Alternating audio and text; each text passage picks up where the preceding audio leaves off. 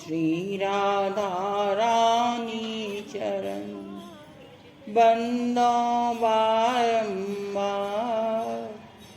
जिनकी कृपा कट श्रुते लीजे नंद कुमार, जिनकी कृपा कटाक्षते लीजे नंद कुमार। भक्ति भक्त भगवंत गुरु चतुर्नाम वपुई, इनके पद वंदन किए नाशत विघ्न आने, इनके पद वंदन किए नाशत विघ्न आने।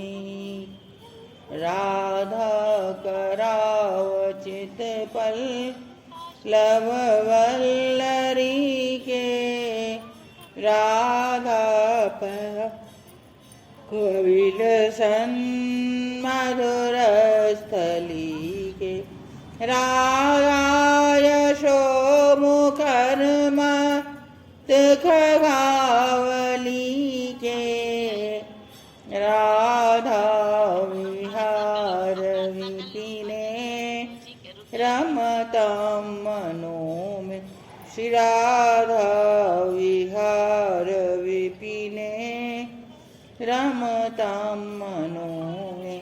बोल बरसाने वाली की जय। कोई को विषय देना है तो बोलो।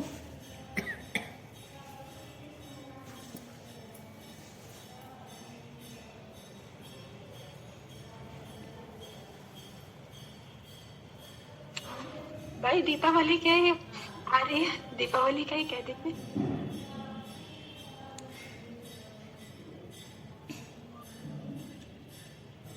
ब्रज में दीपावली बड़ी धूमधाम से मनाई जाती है।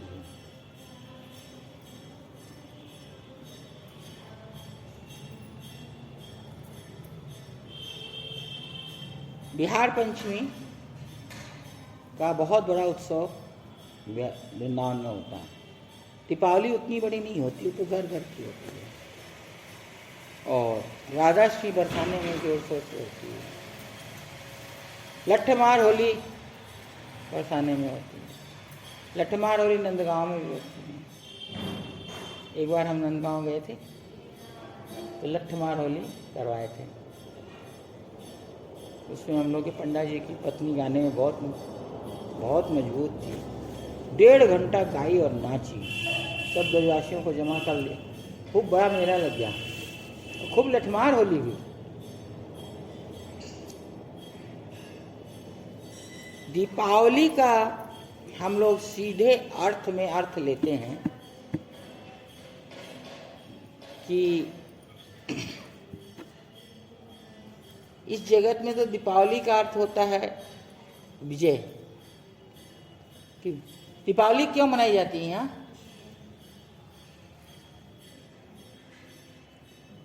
नई रोशनी होगी। कुछ विशेष है क्या कि ये हमारा ये जिया भाई के रामचंद्र जी आए थे ना अयोध्या में? पुराना हटे नहीं होगा।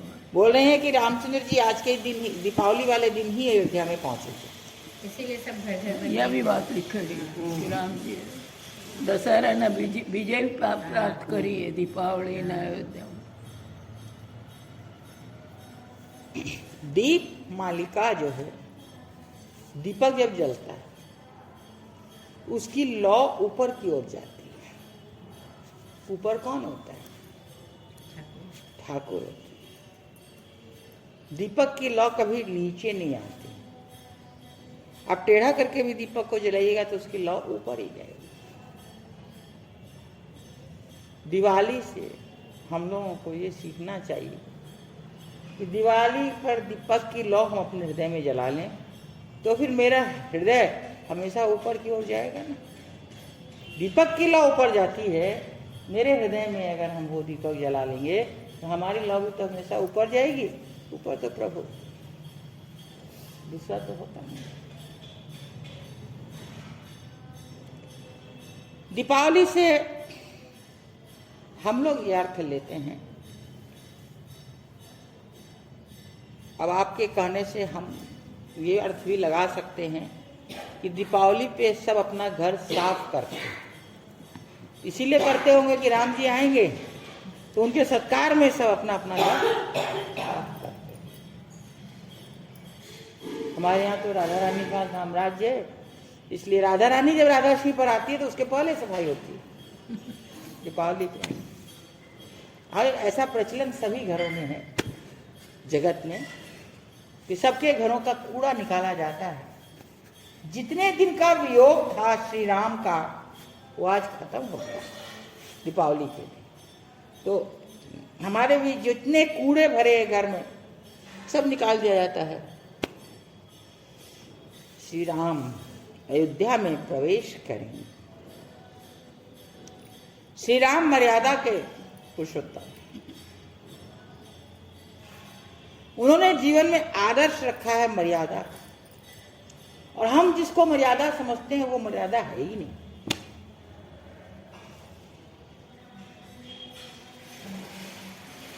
हम लोग न मर्यादा का अर्थ समझते हैं, न सत्य का अर्थ समझते हैं, न व्यवहार का अर्थ समझते हैं, और न निष्ठा का अर्थ समझते हैं। यह अर्थ जिस दिन हमको समझ में आ जाएगा उस दिन हमारा जीवन बिल्कुल बदल जाएगा, परंतु अर्थ हमें समझ नहीं आता।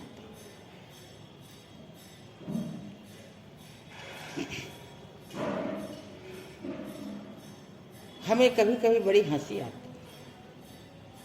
पूरे घर की सफाई हम कर लेते हैं, इस घर की सफाई कौन करेगा? इसकी सफाई हम नहीं करते।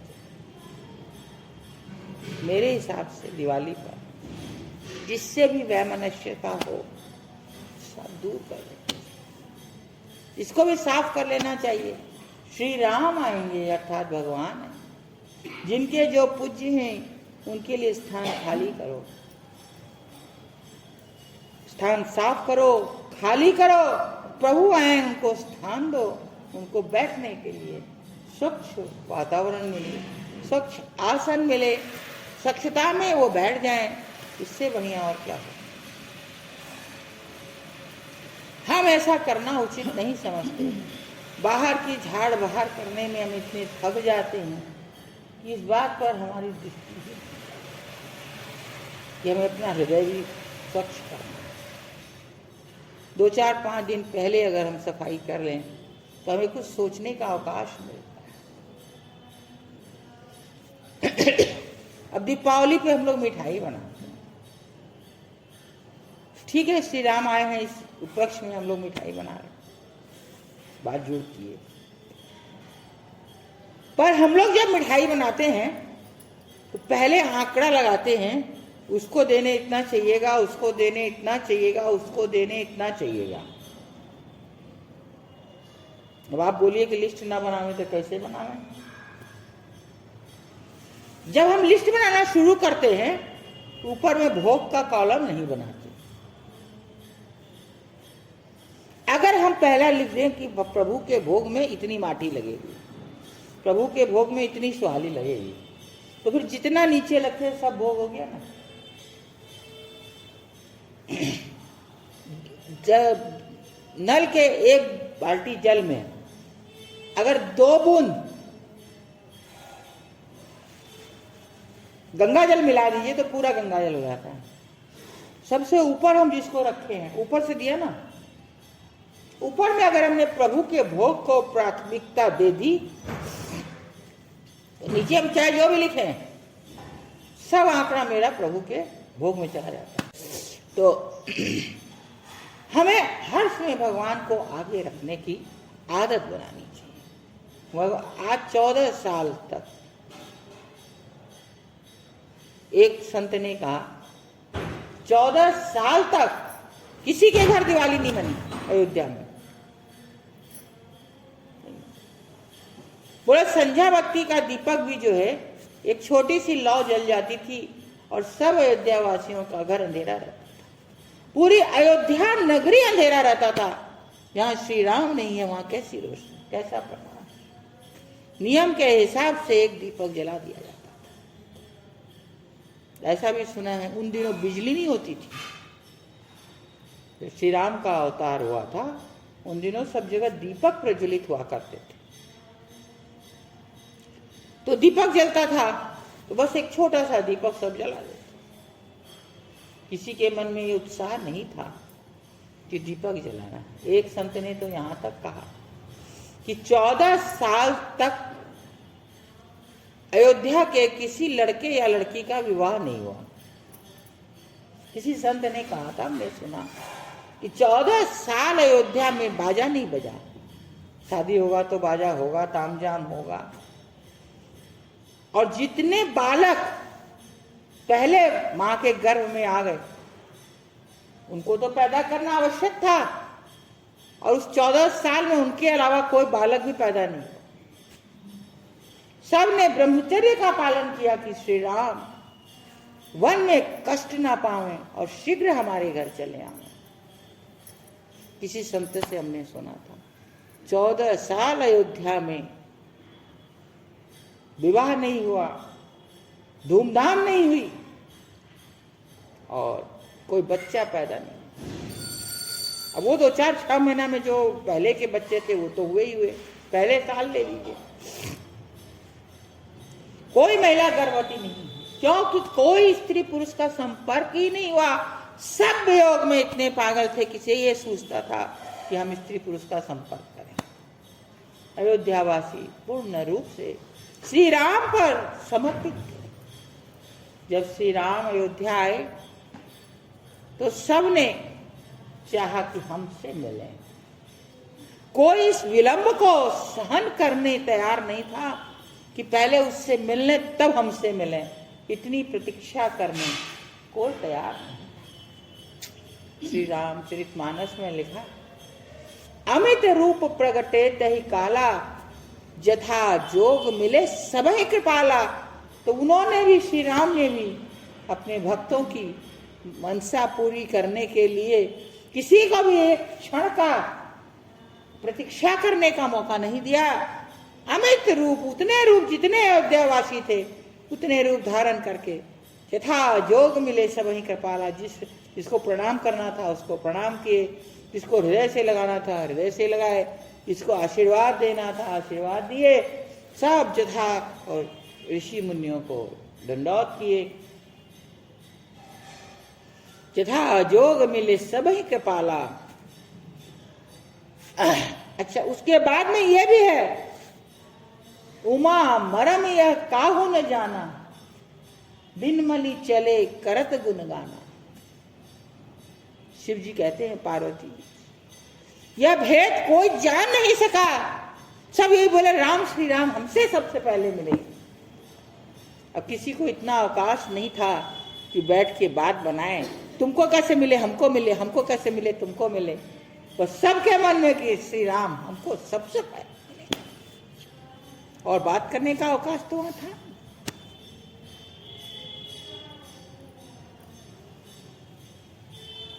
यह लीला देखकर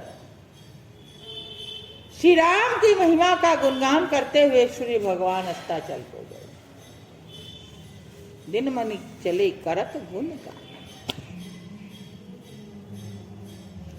उस दिन अयोध्या कैसी सजी होगी इसकी कल्पना कीजिए। 14 साल अयोध्या में दीपक नहीं जले, तो उस दिन घर घर में कितने दीपक जले। एक संत ने से हमने सुना, संत कहिए कथावाचक कहिए, जब 14 साल पूरा होने को था, तेल और घी वाले दुकानदारों ने जितना अपना घर गोदाम सबको तेल और घी से भर लिया कि श्री राम आएंगे तो दीपक प्रज्वलित होंगे और तेल घी की आवश्यकता पड़ेगी। परंतु बहुत लोगों को तेल घी मिला नहीं दीपक प्रज्वलित करने के लिए, तो वह उदास हो गए। तो मां कौशल्या को पता चला कि आज बहुत से घर में दीपक नहीं जल पाएगा क्योंकि तेल और घी का अभाव हो चुका है। तो माँ यशोदा ने, माँ कौशल्या ने जिन जिन के घर में भरत को आदेश दिया कि भरत बेटा मेरी एक कामना है। मां बोली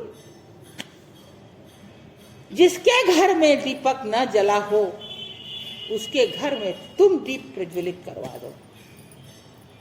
भरत भूल गए कि श्री राम के आने की खुशी क्या होती है और मां के आदेश में संलग्न हो गए। चारों तरफ अपने चरों को भेज दिया कि जाकर देखो जिस घर में तेल और घी का अभाव है वहां तुरंत तेल और घी पहुंचाओ।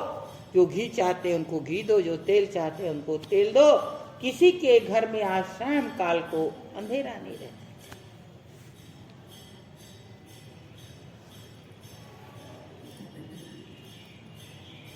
सबके घर में इतनी मिठाइयां बनी, इतनी मिठाइयां बनी कि घर में रखने को जगह नहीं रहा। तो एक बार हमने यह भी कथा में सुना, सबने मिठाइयां बना ली और थाल भर भर कर कौशल्या जी को बधाई देने के लिए आने लगी। खाली हाथ तो कैसे जो आए सब एक बड़े बड़े थाल भर भर कर कौशल्या जी के पास लेकर आए। कौशल्या जी ने देखा मैं इतना रखूंगी कहाँ, तो आप जो थाल लाए वो कौशल्या जी ने ले लिया और इनका लाया हुआ थाल आपको पकड़ा दिया। इस तरह से कौशल्या जी बांटती हुई चली गई। अंत में एक थाल उनके घर में बचा। पहली बार जो लेकर आई तो यहां किसी का लाया हुआ थाल नहीं था, तो कौशल्या जी ने अपने घर से दिया, समझिएगा बात को। और आखिरी में जो लाई उसको पहले का लाया हुआ दिया, तो आखिरी वाले का एक थाल बच गया। कौशल्या जी ने कहा अब इस थाल में से मैं राम को खिलाऊं, अपने चारों पुत्रों को खिलाऊंगी और उसके बाद अपने जितने इनके सेवक हैं, राज दरबार में जितने कर्मचारी हैं, सबको मैं इस थाल से खिलाऊंगी। जब इनकी ये इच्छा मन में हुई तो सीता जी ने भांप लिया। तो मां ने सीता जी को बुलवाया, ऐसा सुना है। सीता जी को बुलवा के कहा बहू तुम 14 साल के बाद घर में आई हो, ये मिष्ठान हम तुम पर न्यौछावर करते हैं और तुम इन सारे जितने भी अपने जन हैं सबका मुंह अपने हाथ से मीठा करो श्री राम के आने की खुशी में। हालांकि तुम भी बन गई थी, खुशी दोनों के आने की मुझे बराबर है, पर तुम गृहिणी, तुम्हारा काम है सबका मुंह मीठा। श्री राम अपने सब जनों से मिल रहे हैं और तुम सबका मुंह मीठा करो। कोई ये ना समझ पाए कि 14 साल बाद सीता अयोध्या में आई है, ऐसा मैं चाहती। सीता जी ने एक दृष्टि उस थाल पर डाली और अपने रिद्धि सिद्धि को बुलाया। जितना बड़ा वो थाल था उससे थोड़ा सा छोटा, सबको एक एक थाल मिष्ठान देना सीता जी ने शुरू किया।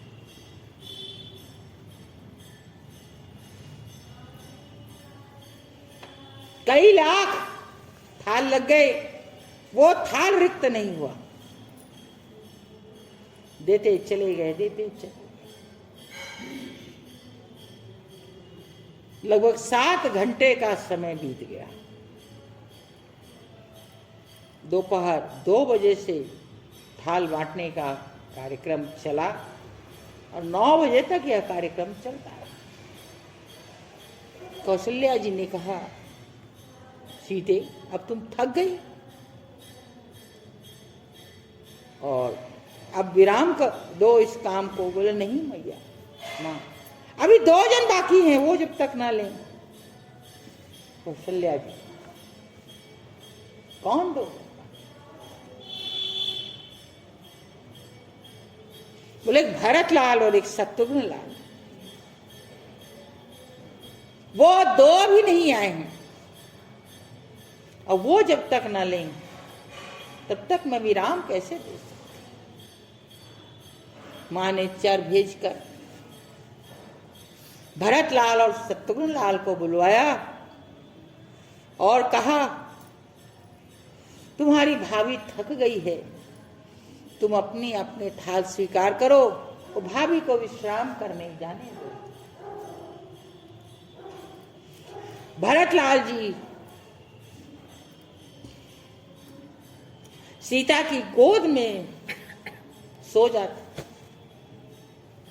मां, मैंने 14 वर्ष से अन्न नहीं खाया है, आज मेरे व्रत का पारण आपके ही हाथ से होगा। सीता जी ने उनको अपने हाथ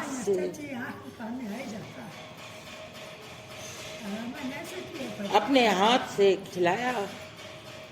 एक और खाते ही भरत जी ने कहा, मैं तृप्त हो गया और नहीं खा पाऊंगा। शत्रुघ्न जी ने कहा, जो भैया ने मिष्ठान खाया है उसका जो शेष भाग है मैं मात्र वही लूंगा। और भरत जी ने का जो शेष मिष्ठान का टुकड़ा था वह शत्रुघ्न जी ने लिया। ये थी भक्ति।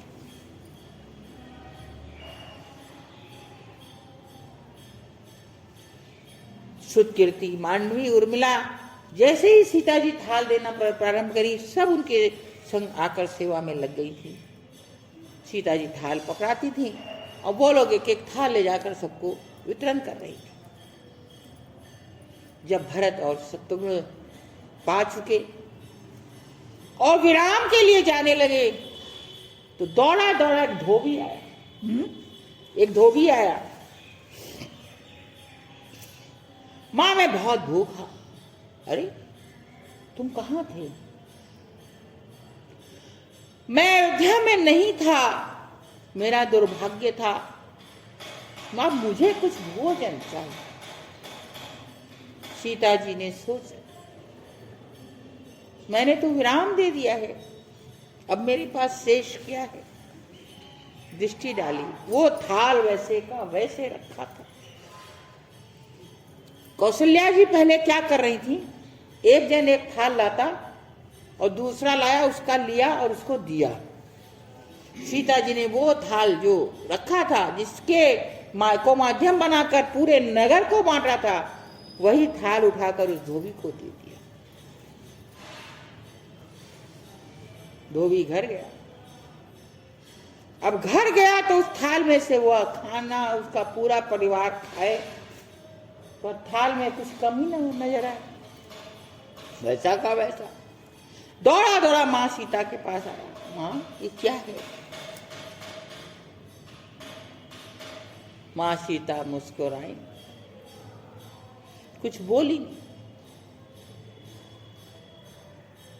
भरतलाल ने कहा, तुम्हें पता नहीं, तुम ये एक थाल समझ रहे। सीता मैया ने तुम्हें जीवन भर तुम्हारे घर में चूल्हा न जले इतना भोजन दे दिया, प्रतिदिन इस थाल से निकालो और पूरे परिवार को खिलाओ। अब तुम्हारे घर में और चूल्हा जलने की आवश्यकता नहीं।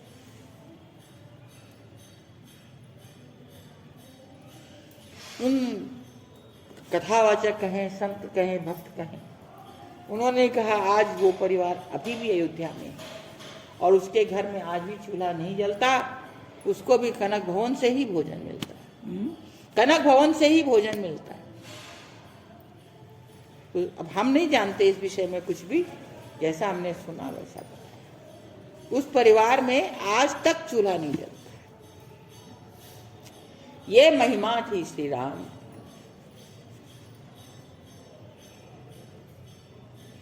ऐसा शास्त्रों में लिखा ही है कि धर्म पत्नी घर गृहिणी होती है और वही घर का भोजन का व्यवस्था संभालती है। तो सीता जी ने अपना रिद्धि सिद्धि को बुलाकर अपनी सारी कला डालकर पूरे एक थाल से पूरे गांव में थाल वितरण कर दिया। जैसी अद्भुत लीला थी।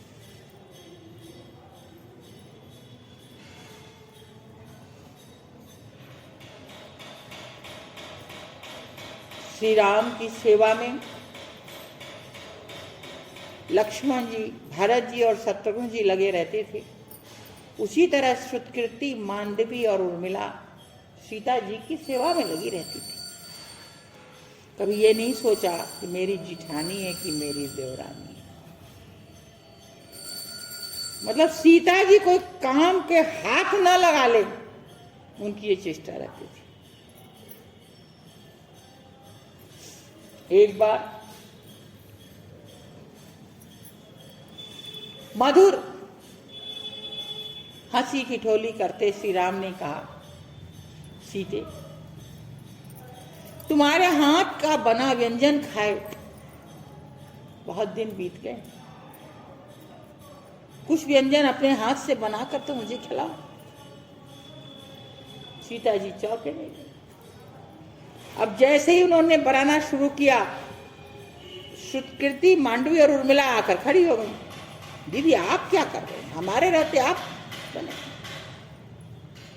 और श्रुतकीर्ति, आज मुझे बनाने दे। कोई खास बात है दीदी? आज आप कुछ बहुत चहक भी रही हो, आज आपके चेहरे पर चमक भी कुछ अधिक है। बोले क्या बताऊं, आज मुझे तो कुछ पकवान बनाने दे। बोले दीदी ये तो हो ही नहीं, हमारे रहते आप बने। सीता जी कुछ उदास हो। एक तरफ पति चाहते हैं इनके हाथ का बनाया व्यंजन खाएं, दूसरी तरफ ये बनाने नहीं दे रही। देखिए युक्ति। जैसे ही उन लोगों ने व्यंजन बनाना शुरू किया, सीता जी ने कहा तुमने नमक भूल गई हो, और झट से उसमें नमक डाल दिया। अरे श्रुतकीर्ति, खीर तो तैयार हो गई है, तुम चीनी नहीं डाली? आओ देखा न था, उठाया और चीनी डाल दी। मांडवी, ये क्या कर रही? देखो तुम्हारे परोठे तो फूले भी नहीं है, देखो मैं बताती हूँ कैसे बनाना चाहिए। झट से वो एक परोठा बेला और सेक दिया। देखो अब तीनों तिरछी नजर सर देखने लगे कि आज तो बात कुछ जरूर है। पता लगा दीदी ऐसा तो करती नहीं थी, दीदी ने आज कुछ जरूर बात है, पता लगाना।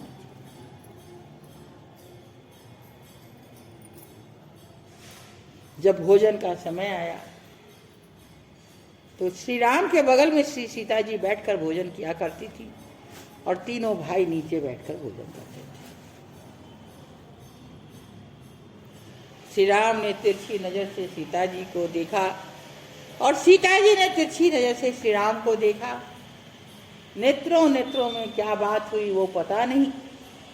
जिस चीज में उन्होंने नमक डाला था और जिसमें चीनी डाली और जो रोटी सेकी, श्री राम ने उसी को हाथ लगाया खा लाने के बाद और हंसकर बोले, अरे तुम तीनों भाई धन्य हो, तुम्हें ऐसी पत्नियां मिली, इतना स्वादिष्ट भोजन बनाती, मैं तो खा के तृप्त हो गया। तीनों भाई एक स्वर से बोले, भैया जिस चीज को खा के आप तृप्त हुए हो उसका प्रसाद तो मुझे भी मिलना चाहिए। श्री राम ने तीनों भाइयों को दिया। भरत लाल आकर सीता जी के चरणों में गिर गए। बोले, मां ये इन लोगों का बनाया हुआ नहीं है, मैं नहीं मान सकता।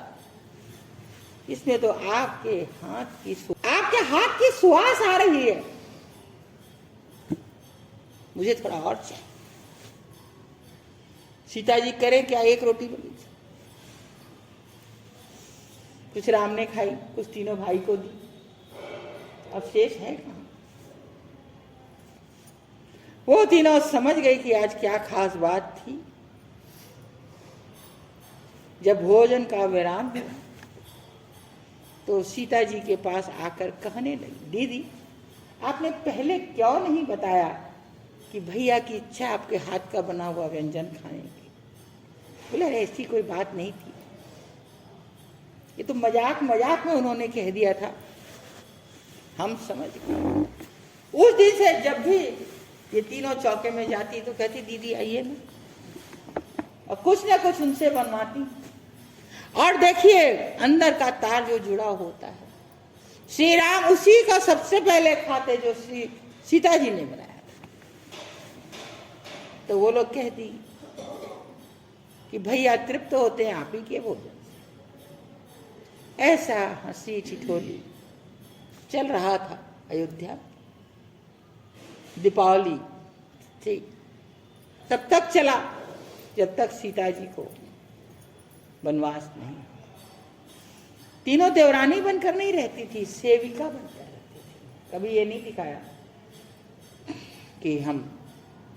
अब वो सीता जी से एक दिन इन तीनों ने आकर शिकायत करी। बोले हमें एक शिकायत है। बोलो। बोले ये तीनों भाई तो भैया का चरण दबा लेते हैं, हम आपके चरण कैसे दबाएं? हम तो आपके चरण नहीं दबा पाते,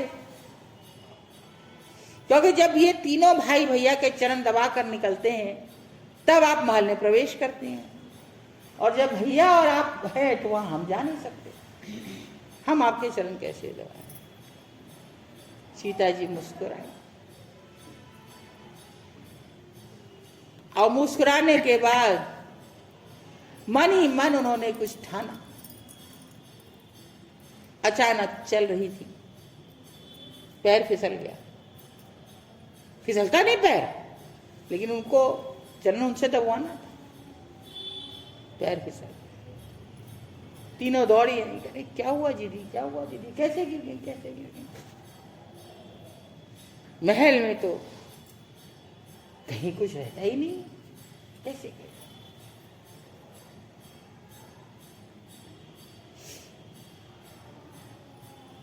बहुत मुश्किल से उनको उठाया, बिस्तर पर लेटाया और तीनों सेवा में लग गए। जब बहुत देर हो गई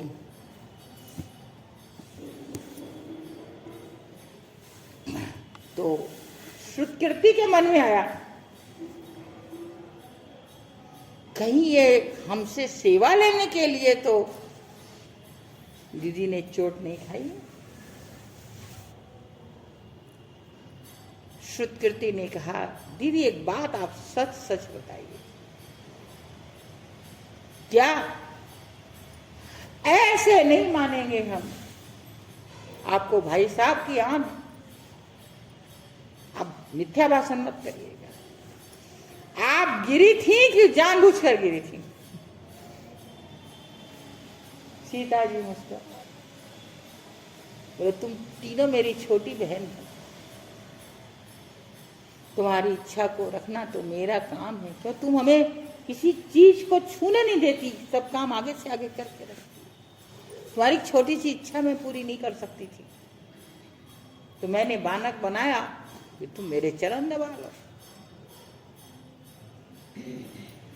तीनों आपस में बात की, आज के बाद दीदी को हम लोग अपनी इच्छा कुछ बोलेंगे, कुछ नहीं बोलेंगे, अपनी इच्छा अपने अंदर ही दबा के। दीदी को इतना कष्ट हुआ, ये था त्याग। कहीं नहीं देवरानी है ना कहीं जिठानी है। अब भाई तीन तो जिठानी होगी, एक की दो होगी, एक की एक होगी, कोई नहीं, सब बहन। जीवन में त्याग की जो भीति होती है उसी पर प्रेम निखरता है। प्रेम का जो मकान बनता है वो प्यार की नींव पर, त्याग की नींव पर। जब तक हम त्याग नहीं करेंगे हमारे हृदय में प्रेम का प्रकाश हो ही नहीं सकता, असंभव है।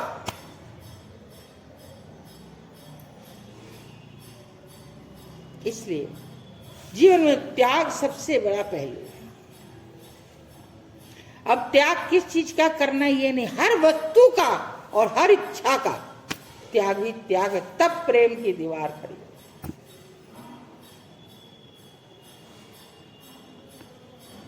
किसी ने कहा कच्चा धागा प्रेम का मत तोड़ो छिटका, टूटे पे फिर ना जुड़े, जुड़े गांठ पड़ जाए। गांठ पड़ गई। ऐसा प्रेम था सब।